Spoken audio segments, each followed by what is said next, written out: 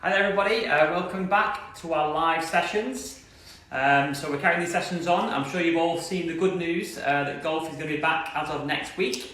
So fantastic news that we're going to get outside again, get on the golf course. I'm sure you might have booked your rounds of golf already at home. And from LLG, we're going to plan our coaching sessions. So we've been planning all week. So we're going to release our schedules, physical centres over the weekend. So hopefully we'll be able to get back some safe group coaching and keep the games going now over winter. Some more positive signs as well. Next year that hopefully things are back to more normal come the spring. So now's a really good time to kick on with the game. So we're keeping these lessons going. So tonight is, as I'm sure you gathered, it's all about accuracy. So if you are watching this video, just hang around, 10 minutes, and I'm confident I can help you hit the ball straighter. So next week when you're on the range, you'll be able to hit that ball nice and straight. And maybe this week around the house you can do some drills just to get yourself ready for that. So welcome to our newest sign-ups as well from our digital community. We've had 10 ladies sign up since the last live who are jumping on these live feeds. So welcome to the ladies tuning in all around the country. And we're going to get stuck in now to our live lesson. So tonight I've done it in three parts tonight. So I'm going to talk about some of the key fundamentals involved with accuracy. We're going to talk about the club face and how important this is, along with some drills you can work on at home to check your club face is nice and square. And then we're also going to talk about the swing path, which we'll come on to at the end. That's a really important part to discuss. So it's mainly around the face and the path tonight. So the first thing we're going to do, before I talk about the club face, I've got some drills here with T-pegs and blue tack which you can do in the house. But the first thing to do, I do want to mention the grip, because I do think the grip fundamentally can massively impact how you hold the club and address the club with the club face, both at setup and impact. So if you've got a glove at home, you've got a marker pen, you might have seen me do this in Lockdown 1, but I brought this back, so if you've not seen this one, it's very relevant. So make sure you're holding the club correctly, particularly in your left hand for a right-handed golfer, right hand for a left-handed golfer. Now all I've done here is, you can see in the camera, all I've done here is I've just put some nice crosses on my glove to make sure it goes through the fingers of the grip. So what we see time and time again is that the club goes straight into the palm, and that really affects your ability to control the club face. So first thing to do, get the marker pen on a glove, you don't mind drawing on, get it in the fingers, and then wrap the hand around. So then we've got now this crease between the thumb and the finger. This crease, this arrow here now points to my right shoulder. And I realise that's really important to make sure your club face, everything you do tonight, is going to be linked to how well you can hold that club. So make sure your grip is nice and secure. The right hand then just goes on top. And the only thing I say here is to make sure you cover your glove thumb, so hide it with this hand. And then the same crease between your thumb and index finger should also point to your right shoulder. That's a nice neutral grip, which is going to allow us to do everything we need to do tonight. So give that one a go on your glove. Now, before we go into our club face tips, this is relevant as well for short game, because I teach a lot of people, even around the greens, who they might chip the ball and it comes off a little bit left or right than where they thought they're lining up. So for this little drill, I've just got my sand wedge here. And all I've done is, just to give you an indication of how important this is, I've just got some blue tack and I've just put a T-peg right in the middle. And this is for you to test at home how square your club face is at setup. So if I was to put this club on the ground here, so I'm going to play some chips in a second. If I was going to put this club down on the ground, so this would be nice and square. Now if I was to lower my hands, and there's a lot of people doing the chip, just a little bit, can you see now how far left that T-peg is aiming? And that just shows you the importance of the club face, both at setup and coming into impact. On the flip side, if I go too high with my hands and the shaft comes up, now look how much the club face is aiming right. So it's really important that you establish a good setup, and that's a good drill there you can do just at home to test, is your club face nice and square? Okay. If I was to demonstrate that in reality, and this is probably the thing I see loads on short game, if I was trying to chip this golf ball just in this net, but if I slightly lower my hands so they're too low, which is what I see a lot of, straight away there, the golf ball will come off to to the left here. So I was intending to hit it here, and it hit the net on the low left. So just make sure when you take your set up, the club face is nice and square. This would be a square position here. So nice and level on the ground here. Should be able to just get a pound coin underneath the toe of the club. That's a good checkpoint. Okay, and that will then make sure the club can come off nice and square and you'll get a nice straight chip. So if you're thinking about your short game now, when you go off left in particular, just see if your hands have gone too low, and that's a good checkpoint as to what's happening there. So very relevant with chips and pitch as well. So give that a go at home. Test if your T-peg is going straight towards the target. Now the second thing we want to look at here is the club face on the full swing through the backswing. I've got a nice checkpoint for you to try in the front room tonight or the garden tomorrow, and this will just see if you're nice and square. So the little drill I've got here is just to get some blue tack again and just a T-peg going straight out. So from the straight on view here, just set up a drill like this. So T-peg going straight out. Now if I set up to the golf ball to hit a shot, I'm going to tell you where we want ideally the position we want to try and hit, and just see if you're in this position at home. So if I take the club back, at my halfway point here, I want that T-peg to be pointing towards the sky here. Okay? So what we see a lot of is two ways this can go wrong, and if you do curve the ball flying, just check this first. So this will be a square club face here.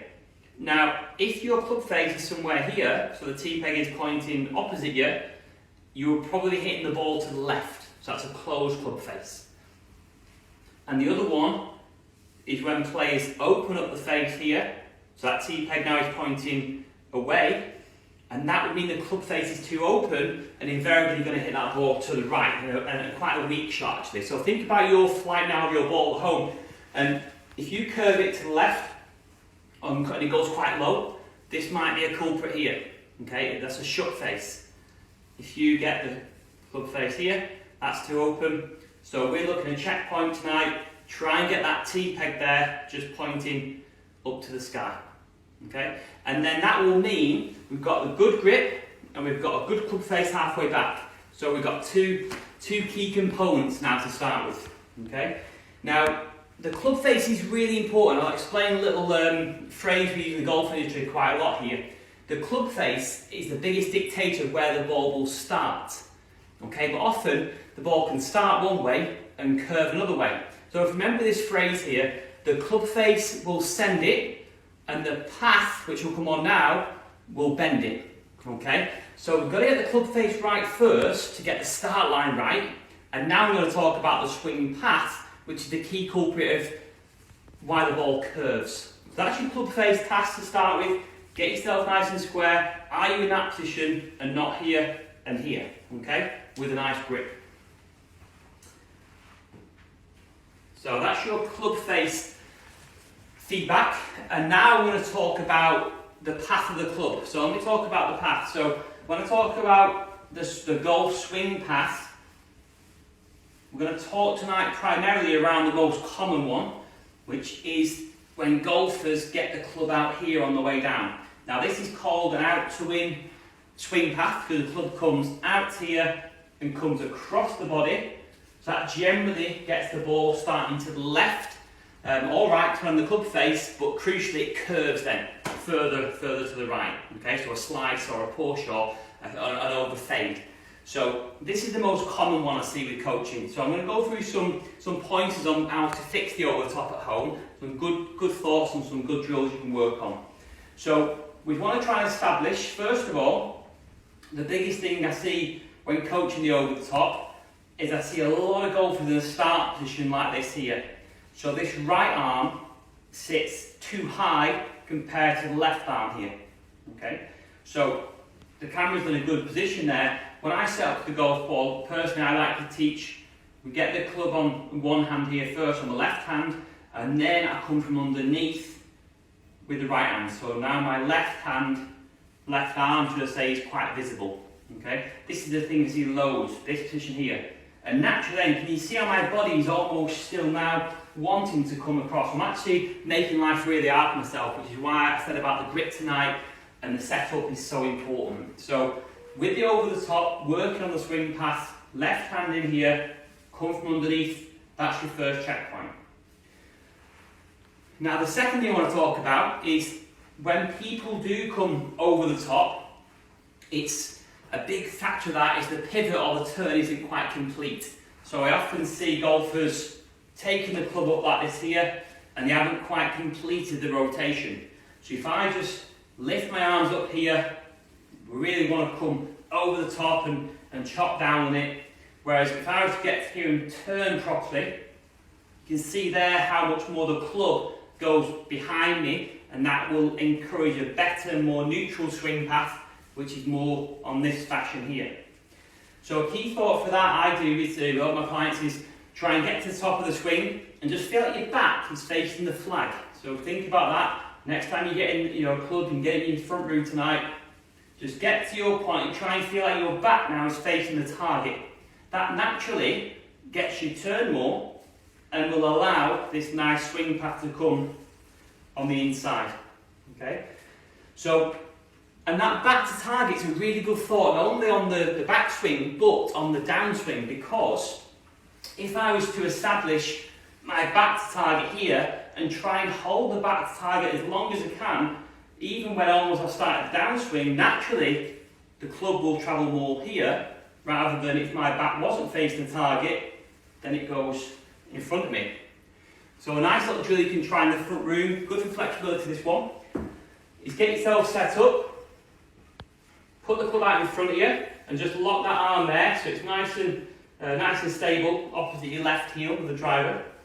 And then just try and simulate your backswing with your right arm, and then on the way down, with this left arm locked, you will naturally want to come from this inside position look. It's a really good one this, just to feel like you're coming from that inside. It won't allow you, by keeping this shoulder locked here, it won't allow you to come over the top. Okay? So try that one there at home, just to try and feel what it's like to come from that inside position with the back facing the target, and then when you have the club in there, you can clearly feel and see that club now is coming from that more neutral path, which will reduce the bend on the golf shot. Okay? So if you remember them key points there, the club face really dictates where you start the ball. So particularly with chipping and pitching, that's massively important because really, you're not doing a full swing. So your focus has to be on the club face. When you go to the full swing, make sure the club face is nice and square with our checkpoints we've been through tonight. And then you've got to focus on the path. Okay? Remember, the face sends it and the path bends it. So if we can keep the face nice and square and have a neutral swing path, then we're going to make lovely straight golf shots. So some nice drills to try there. Hopefully you can do a lot of that at home. Obviously Lockdown series is all about stuff you do in the front room. So I really want to work on them drills to try and get you hitting straight shots before we go back next week to golf. So some quick fire points there. Hope you enjoyed it. Keep the feedback coming in. We're going to be back again on the weekend, and Sunday's all about a bunker session, which will really challenge my creative skills inside. But I've got some great drills you can do around the house to make sure. We've not covered bunkers yet, and I still think we can do lots in the house to help with bunker play.